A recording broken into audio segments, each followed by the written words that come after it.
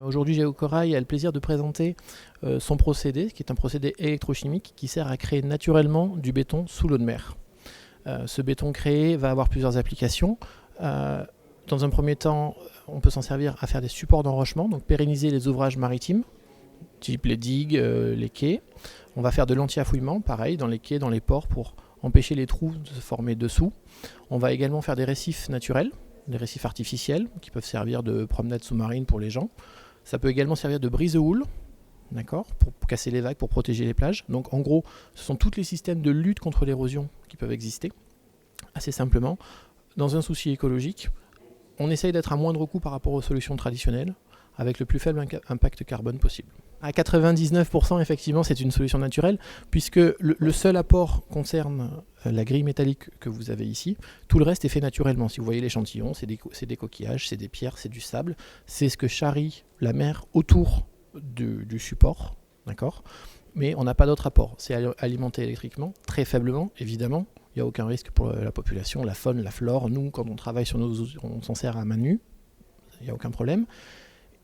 Et une fois qu'on a terminé la création du Géocorail à la mesure de ce dont on a besoin pour réaliser l'ouvrage, on débranche, on s'en va, il n'y a plus rien. Et ça devient une pierre inerte.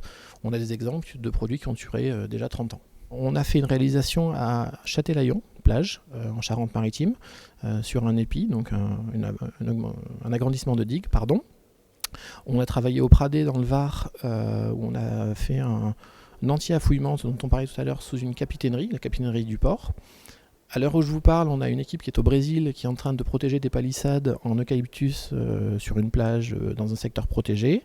Et aussi, on a une deuxième équipe qui est aujourd'hui à Cannes qui remplace des brise-houles sous-marins avec notre technologie afin de préserver la plage de la Croisette. La technologie est nouvelle. Alors beaucoup de gens ont entendu parler de nous.